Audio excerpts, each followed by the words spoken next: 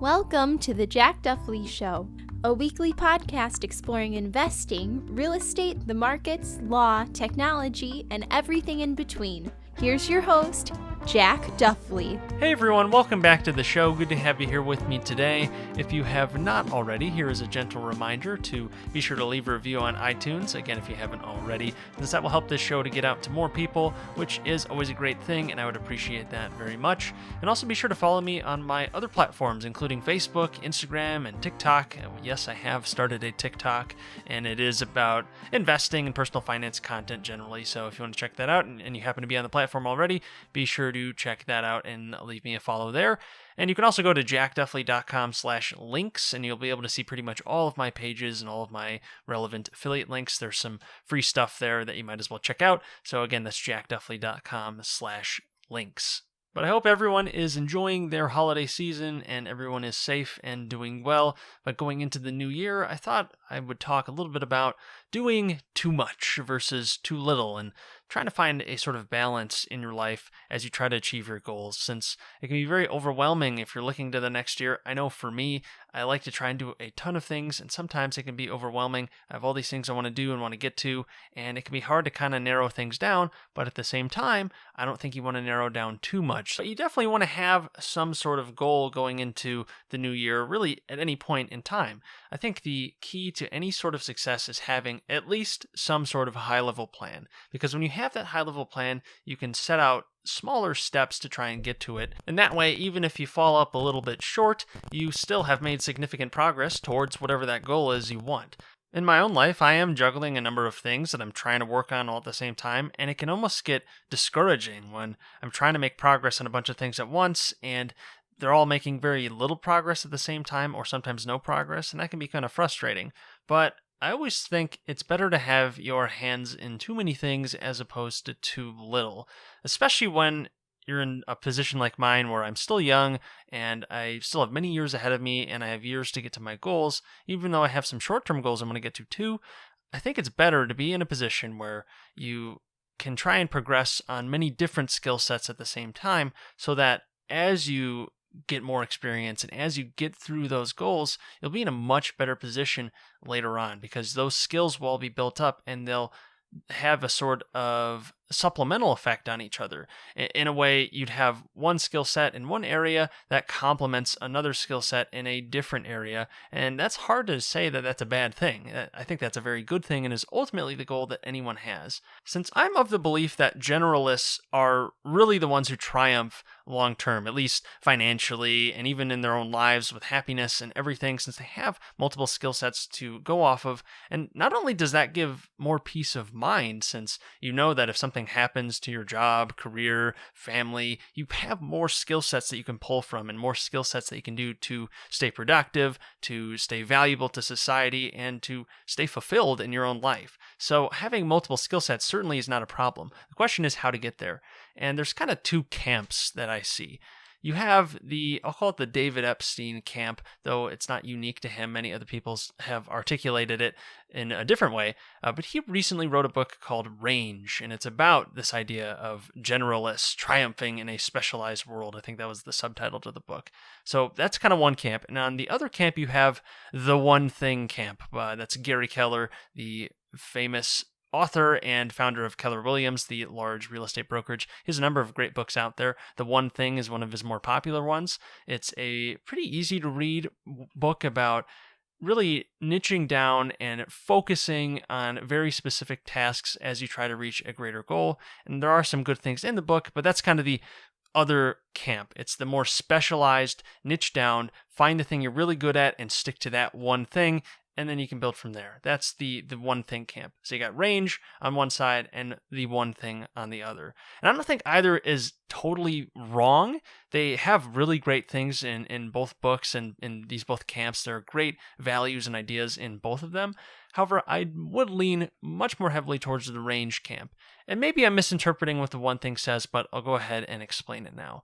So the reason I think the range camp, the generalist camp, that you want to have lots of different things that you're doing early on, and then if you're going to specialize, do it later, because you'll have multiple skill sets that can all build on each other. So in my own life, I'm working on my law degree. I just finished that, and I'm studying for the bar. I'm trying to be an attorney, and I'm sticking towards real estate law. So I'm building up that skill set, the real estate law skill set. At the same time, I'm putting out all this content on YouTube, my videography skill sets, my sort of speaking skill sets that I'm working on at the same time. Very different than just plain old real estate law. If I really wanted to focus on one thing, I would just go straight into my career, for example. But that's not what I'm doing. I'm working on multiple things. And then beyond that, I have my blogging business where I'm writing blog articles for other law firms actually, and also for myself. So that's just a few examples, but I'm working on multiple different and largely very different things that don't necessarily overlap, at least very clearly. Whereas the one thing camp would argue that I should not be doing all of these things at the same time, since they are sort of pulling from each other in a negative way. And rather than me building multiple skills, what I'm really doing is prohibiting my top tier skill, my one skill that I really should be focusing on. That's what the one thing would argue, at least if I'm reading that correctly. But looking at the best business leaders and the most successful people out there who have really created great things, I think most of those leaders, at least, have multiple skill sets that they can pull from. They're not good at just one or two things. Yes, they might have some skills that kind of trump others at times, but I think they are always building many different skill sets at once because they have to be dynamic. And that's what I think is true value in leadership. Then that's going to apply to pretty much any career ever.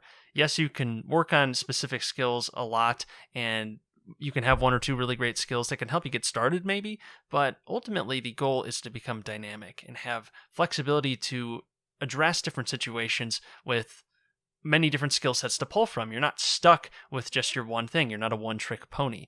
And it happens to be that my name is Jack, but I always think of the jack of all trades and perhaps master of none. But I'd rather have that position where I'm pretty good at everything and maybe not amazing at one thing, because then at least I have flexibility to address many different situations as opposed to only being able to really do one thing effectively. The goal is to be able to do lots of things effectively, and then you have so much more flexibility in how you approach any particular goal that you want to do, because you don't have to go just down one path. You can take many different paths, and you can kind of weigh the costs and benefits of going down a particular path, because you are able to take different paths, whereas if you're just a one skill set person, you can only take one path, and for some things, there might not even be a path on that particular skill set, or if there is, it might be wildly inefficient or super hard to actually get through. The question is, how do you actually build these multiple skill sets? And I would always be one to argue that you should do multiple things at the same time, trying to build them all at the same time. Maybe you focus a little bit more on one at any given time, but I would not just abandon everything completely if it's not that one thing that maybe a Gary Keller would argue. So you are constantly building different skill sets at the same time. You're working on different side projects. You don't want to drop them all. You keep the ones that are interesting to you. Even if they might not be the most interesting project out there, you're doing them because you want to learn about something. You're curious and you're trying to build that skill. Meanwhile, you're working on another thing, and all of them collectively are moving towards your higher level goal. It's in a way sort of like diversifying your own capital, your own social abilities, your own productive abilities. It's something that will help you protect you from the downside risk of being over specialized, since there is a risk to specializing too strongly or too early, perhaps, where that's all you know how to do, and then you're almost kind of stuck in a way where it's going to be very hard to move out of that. It's very much an upfront investment to build multiple skills. It takes a long time to build any one skill, and you're building multiple at the same time.